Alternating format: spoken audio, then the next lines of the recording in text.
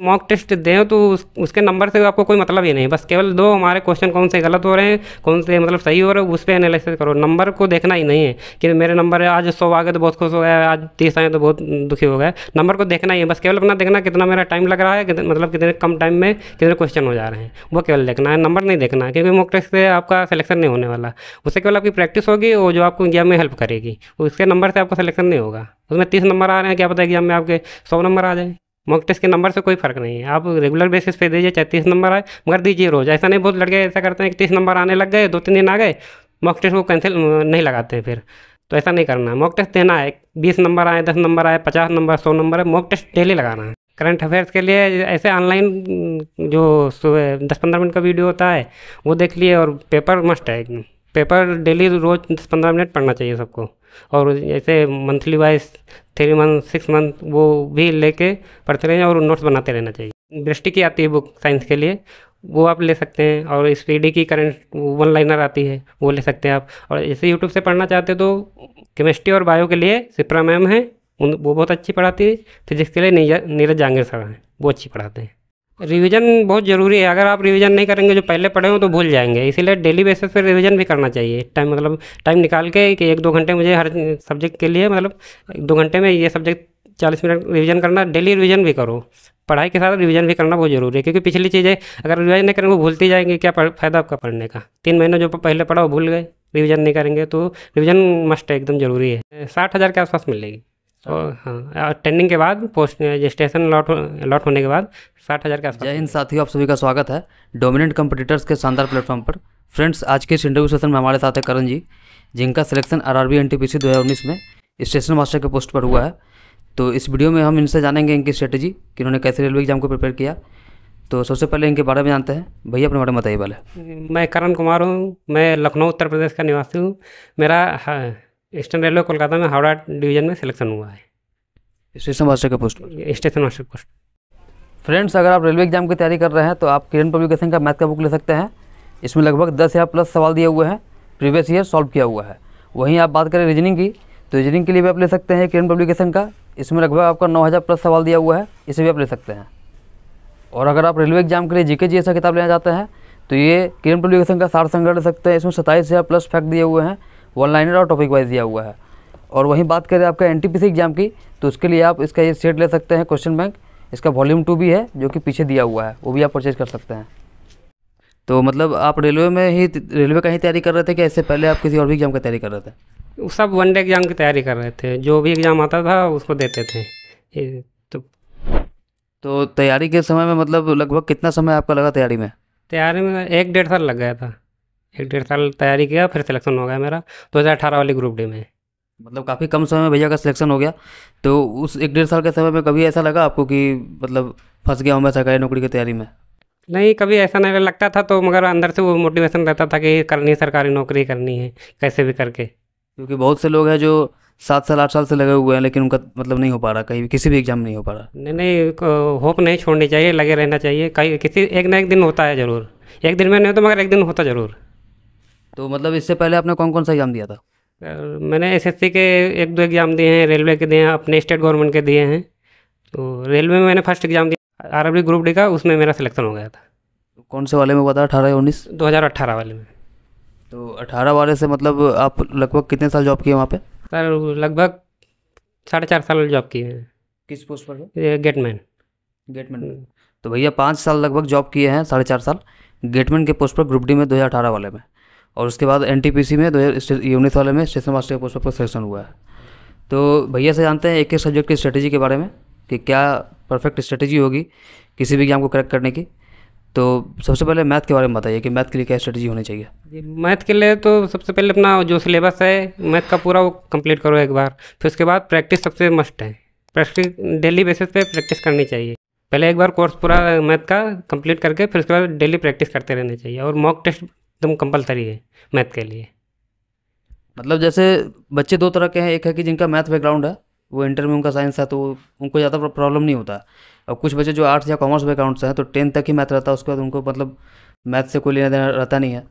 तो जो arts background या कॉमर्स बैकग्राउंड के बच्चे हैं वो मैथ की तैयारी कैसे करें? वो पहले धीरे धीरे कम लेवल की बुक्स लगाएं, धीरे धीरे प्रैक्टिस करते रहें, धीरे धीरे प्रैक्टिस होती जाएगी, फिर बुक्स का लेवल बढ़ाते जाएं। और जब जैसे प्रैक्टिस करते जाएंगे उनका थोड़ा कॉन्फिडेंस बढ़ता जाएगा, तो फिर थोड़े दिन बाद उनको लगेगा कि हाँ मेरा मैथ अच्छी हो रही है।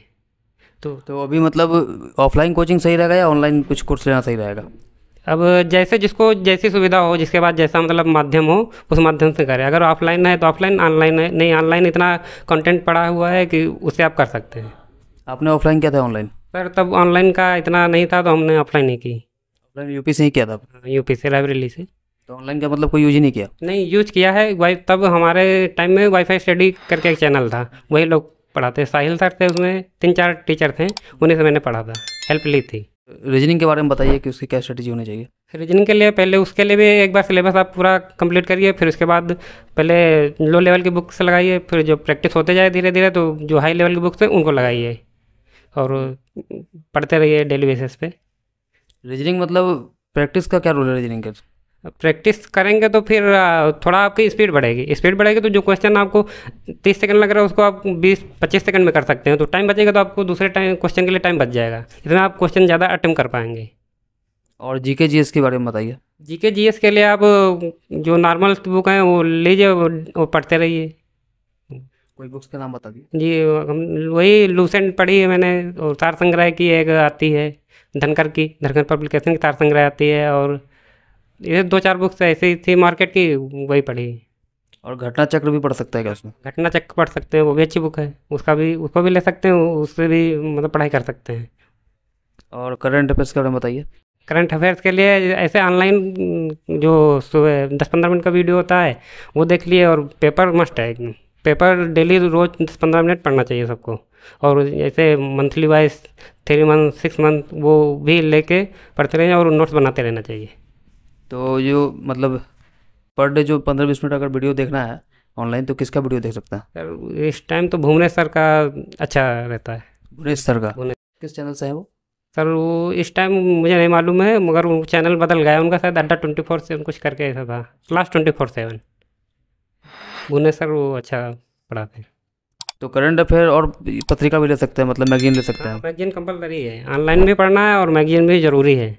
जब दोनों होंगे तभी आपकी कमांड होगी करंट अफेयर। एक चीज़ से आप पढ़ेंगे तो नहीं होगा कि या केवल वीडियो देख लिया 10 मिनट का, या केवल बुक पढ़ ली। दोनों चीज़ से पढ़ेंगे तो फिर आपको कन्फ्यूज़न नहीं होगा। और जैसे कोई चाहे कि अगर सिर्फ उसको मंथली मैगजीन फॉलो करे और फिर एनुअली पढ़ ले या हाफ ईयरली पढ़ ले तो कोई दिक्कत है उससे? नहीं, दिक्कत तो नहीं है, मगर अगर ऐसे डेली बेसिस 10-15 मिनट देता रहेगा पेपर पढ़ने के लिए तो उसका भी बेस मजबूत होगा।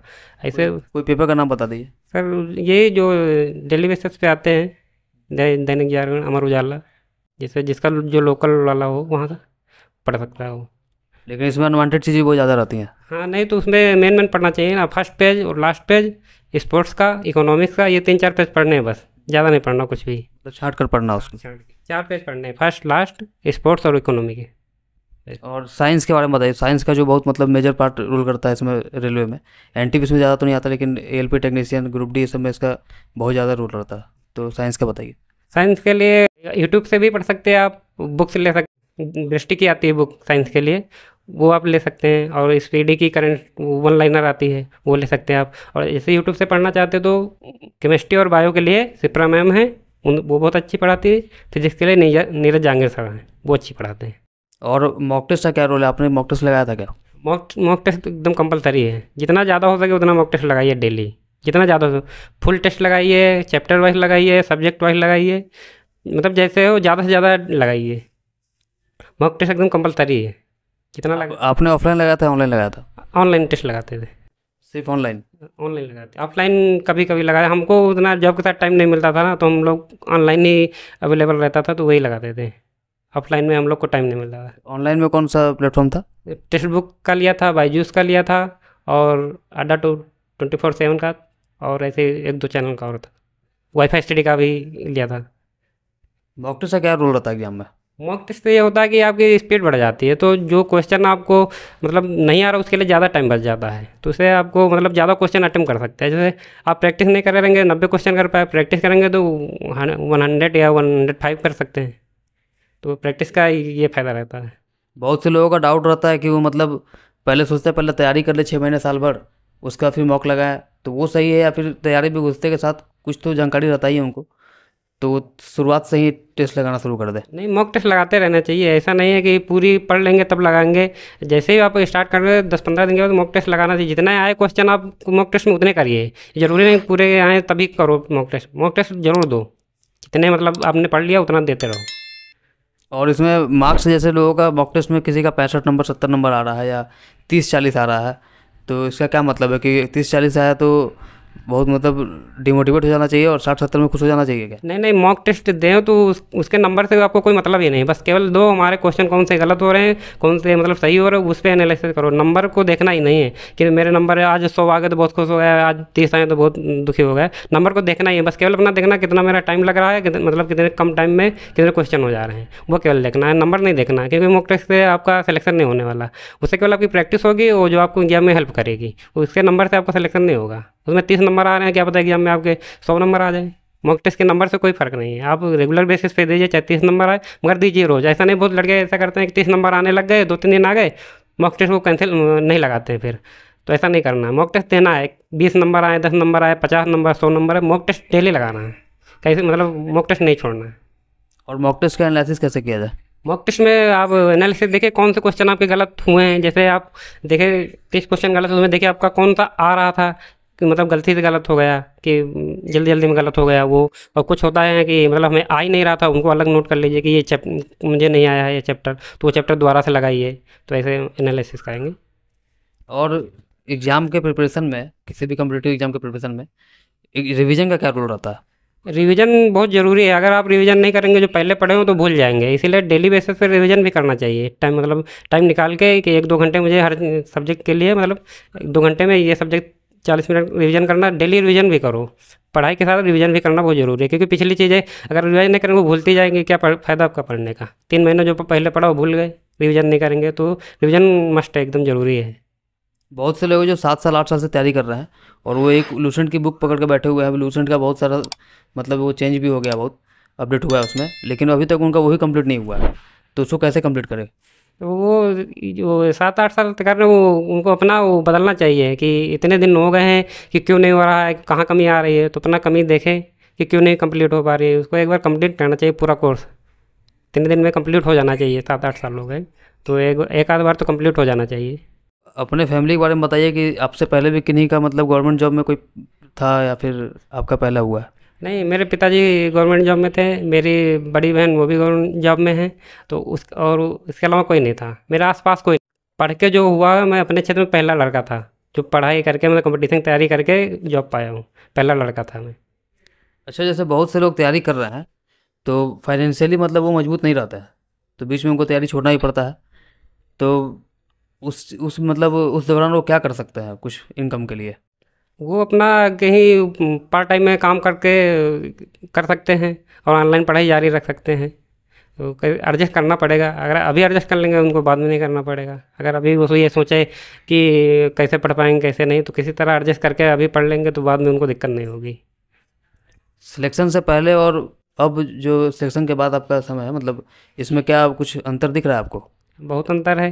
पहले सब ऐसे ही समझते थे, कोई मतलब इज्जत नहीं देता था। अब सब इज्जत करते हैं। रिलेटिव तो नहीं, जो एक दोस्त थे वो पहले बहुत बोला करते थे कि पढ़ते पढ़ते पागल हो जाएगा, उसको नौकरी नहीं मिलेगी। अब वही कहते हैं कि अच्छा हुआ मिल गई। एक अप्रॉक्स सैलरी बता दीजिए कि लगभग सैलरी कितनी मिलेगी आप लोगों को? 60,000 के आसपास मिलेगी। और हाँ, ट्रेनिंग के बाद, पोस्ट रजिस्ट्रेशन लॉट होने के बाद 60,000 के आसपास मिलेगी। तो ये भी एक अपने आप में बहुत बड़ी इंस्पिरेशन है कि आप अगर एनटीपीसी में स्टेशन मास्टर की पोस्ट को पाते हैं। ये लेवल 6 का है ना? ये लेवल 6 का। लेवल 6 का है। तो इसमें आपको ट्रेनिंग के समय में लगभग 53,000 रुपये अप्रॉक्स रहता है, और जब आपका मतलब ये उनका पोस्टिंग हो जाएगा, जिस डिवीजन में इनका होगा, तो उस समय लगभग 60,000 रुपया अप्रॉक्स हो जाएगा इनका। जैसा कि आप तैयारी कर रहे थे, तो इससे पहले और भी कोई एग्जाम निकला था क्या आपका? NTPC 2015 वाला भी दिया था, प्री निकला था उसमें भी। और हमारे यहाँ स्टेट गवर्नमेंट का एक विलेज डेवलपमेंट ऑफिसर का, तो उसमें भी हुआ था। तो उसमें फाइनल से नहीं, फाइनल में छट गया था। आगे कौन से एग्जाम की तैयारी कर रहे हैं आप? आगे एग्जाम स्टेट PCS की करेंगे। RO की आती है हमारे वहाँ। CGL में कोई बड़ी पोस्ट के लिए करेंगे। तो फ्रेंड्स, आज आपने देखा करण जी का इंटरव्यू, जिनका सिलेक्शन आरआरबी एनटीपीसी 2019 वाले से स्टेशन मास्टर के पोस्ट पर हुआ है। तो आशा करता हूँ कि आपको इनसे बहुत कुछ सीखने को मिला होगा और अपने तैयारी को आप अच्छी बेहतर कर पाएंगे। और तो करण जी का बहुत बहुत धन्यवाद। धन्यवाद सर। डोमिनेट कंप्यूटर्स को सब्सक्राइब करें और लाइक करें और शेयर करें। और जो भी लोग चैनल पर नए हैं तो सब्सक्राइब कर दीजिएगा चैनल को। धन्यवाद।